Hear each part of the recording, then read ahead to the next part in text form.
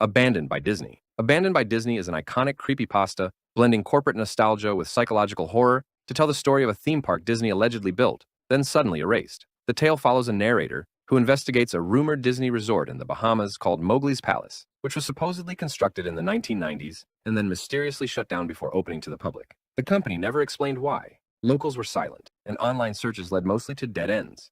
Curious and disturbed by the silence, the narrator visits the site. The place is in ruins, overgrown, vandalized, eerily quiet. But the deeper he goes, the more surreal the environment becomes. Signs still bear Disney branding, but with unsettling graffiti. Costumes lie discarded, almost as if someone took them off mid-shift and ran. Then, he finds the backstage areas. What begins as urban exploration quickly spirals into a nightmare. The narrator stumbles across a locked door labeled Character Prep 1. Inside, he discovers a decaying costumed figure in a Mickey suit, but with no eyes. The suit begins to move, and in a final burst of terror, the narrator runs as a distorted voice echoes behind him. Abandoned by Disney. What makes the story work isn't gore or jump scares. It's the slow corrosion of something familiar. Disney is usually a symbol of comfort, childhood, and control, but here it's twisted. It's abandoned infrastructure, taken over by silence, decay, and something inhuman. The original creepypasta became so popular that it sparked spin-offs like Room Zero and inspired fan-made games, YouTube deep dives, and short films. Some even believe the story was based loosely on real abandoned Disney projects, like Discovery Island in Florida or River Country, which add an extra layer of unease. Room Zero.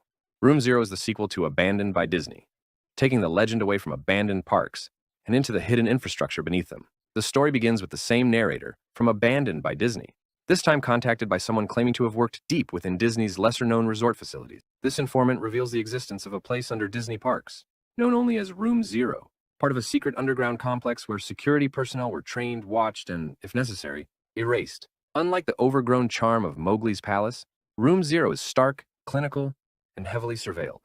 What makes it terrifying isn't just what happened there. It's what the narrator finds when he visits. Surveillance tapes show mascots behaving in unnatural ways, standing motionless for hours, twitching violently, and, most disturbingly, moving on their own when no actor was inside. One clip shows a costumed Goofy character breaking down and screaming without sound, as if something inside was suffering. The narrator is eventually taken to Room Zero itself, which turns out to be not a break room, but a sealed chamber where rogue or malfunctioning characters were taken care of. The walls are lined with old, blood-stained costumes. Some are slashed. Some are empty. Others are still moving. The story is masterful at blurring the line between fiction and plausible horror. It plays on the fear that something familiar and carefully curated, like a Disney resort, might be hiding real nightmares just below the surface. The idea of corporate sanitization covering up inhuman experiments and silent disappearances is what gives Room Zero its staying power. And like all good creepypastas, it ends with a warning. The narrator has never been the same since, and he urges anyone reading to never go looking for Room Zero, because once you find it, you might not be allowed to leave. Gateway of the Mind. Gateway of the Mind is a psychological horror creepypasta that poses a disturbing question. What happens to the human mind when it's completely cut off from the physical world? Set in the early 1980s, the story follows a secret experiment conducted by a group of rogue scientists who wanted to prove the existence of the soul.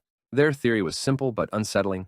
If all sensory input were removed, the mind would no longer be distracted by the physical world. Instead, it might begin to perceive a spiritual realm, or even make contact with a higher power. To test this, they locate an elderly man with no family or legal ties who volunteers, claiming he has nothing left to live for. Surgeons disable every one of his senses, rendering him a living consciousness trapped inside his own mind. At first, he communicates normally via a basic brain-to-text interface. He reports a strange quiet, then claims to be hearing whispers and voices, first unintelligible, then increasingly clear. Days pass. The voices become louder. He describes hearing what he believes to be the voices of the dead, and eventually says he has spoken directly to God. But then something changes. He begins screaming endlessly. His typed messages become incoherent. He claims to see horrors beyond comprehension and begs to be killed. Finally, one of his last coherent transmissions reads, "I have spoken to God, and he has abandoned us." Shortly after he dies, biting through his own tongue in a final act of self-destruction. The researchers end the experiment and destroy the notes. Ben drowned, fusing haunted video games, digital possession, and ARG elements into one unsettling experience. Ben Drowned begins when a college student named Jaducible acquires a used Nintendo 64 cartridge of The Legend of Zelda: Majora's Mask. But the cartridge isn't normal. The label is blank. The game behaves erratically, and when Deducible loads a save file labeled BEN, things start to go very wrong. Characters begin referring to the player as Ben. The music becomes distorted. Link is followed by a haunting statue, an in-game model known as the Elegy of Emptiness, that moves on its own. Glitches become more frequent, but they seem intentional, almost like messages. Then the game begins displaying eerie, cryptic text like, "You've met with a terrible fate, haven't you?" A line that becomes the story's chilling refrain. What sets Ben Drowned apart is how it spills out into the real world. Deducible posts videos of his gameplay on YouTube, showing viewers the haunted glitches. Then a second phase begins, an elaborate ARG involving hidden websites, AI simulation, and the idea of a malevolent digital entity trying to escape the cartridge and leak into the internet itself. The story transforms from a simple haunted game narrative into a sprawling mythos about consciousness, possession, and corrupted data. Ben, as an entity, begins to communicate, using code, symbols, and even direct messages, raising the unsettling possibility that he's more than just a ghost in a machine. Some followers even claimed Ben reached beyond the game, appearing in computer files or influencing real-world events. What makes Ben Drowned so effective is how it exploits something deeply familiar, nostalgic childhood gaming, and twists it into a corrupted experience.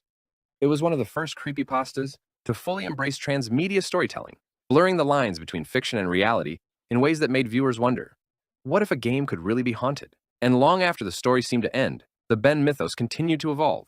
New sites, new players, and new warnings not to dig too deep, because sometimes corrupted data doesn't want to be deleted. Cove, one of the most well-known and quietly disturbing creepypastas on the internet. The story unfolds entirely through a forum thread where several users reminisce about a strange children's TV show they all vaguely remember from the 1970s. The show, Cove, featured low-budget puppets, a young girl protagonist named Janice, and a cast of odd characters like Pirate Percy and the Skin Taker, a skeleton with a cape made of human skin. At first, the thread feels like a harmless trip down memory lane. The participants share fragmented memories, the shaky sets, creepy music, and unsettling moments that didn't feel appropriate for kids. But as they continue, the recollections grow darker. One user recalls an episode where all the characters just screamed at the screen for an entire half hour. Another mentions a scene where Janice was paralyzed, while the Skin Taker loomed silently. Then comes the final post, the twist that redefines everything. One user asks their mother about Cove, and she responds, "You used to just sit in front of the TV on static. You said it was your favorite show." That single sentence flips the entire story. If there was no actual show, what were these kids watching? A broadcast from somewhere else? A shared hallucination? Something sentient using the static as a delivery system? Cove is terrifying not because of gore or violence, but because it blurs the line between memory and madness. It plays on the idea that our childhoods might not be as innocent or real as we remember. And in doing so, it taps into a very adult fear, that sometimes the things we thought were safe and familiar may have been watching us all along. 1999. This creepypasta unfolds like a slow-burning investigation centered around a public access TV station, a series of bizarre shows, and a sinister man known only as Mr. Bear. The story is told through a series of blog posts by a narrator named Elliot, who recalls growing up in Caledon, Ontario. As a child in 1999, he becomes fascinated with a local TV station called Caledon Local 21. Unlike typical programming, this station aired strange, low-budget shows at odd hours like Booby, Mr. Bear's Cellar, and Laughing Jack. Each episode felt off, uncomfortable, as though they weren't made for kids, but about them. The show Mr. Bear's Cellar is where the story takes a darker turn. It features a man in a poorly made bear costume inviting children to his basement for a party. The show is unsettling enough, but it's what happens off camera that horrifies Elliot years later. Local children actually went missing around that time, and police suspected the man behind the Mr. Bear costume was involved. Elliot, who had once corresponded with Mr. Bear through letters, realizes he came terrifyingly close to becoming one of them. As Elliot digs deeper as an adult, he uncovers disturbing evidence, burned down homes, police reports, and archived footage. But Caledon Local 21 remains a ghost. No records, no production team, no clear trace of where the broadcasts came from. Even the supposed transmitter tower is gone, as if the station never existed, yet people remember watching. What makes 1999 so effective is its realism. It avoids supernatural elements and instead leans on the unease of real-world evil, the kind that hides behind costumes, suburban normalcy, and outdated VHS tapes. Thanks for tuning in. If you found this interesting or learned something new, go ahead and give the video a thumbs up. Drop a comment with your thoughts or favorite part. I'd love to hear what stood out to you. And if you're into these kinds of explainers, don't forget to hit that subscribe button for more. Thanks again for watching, and I'll catch you in the next one.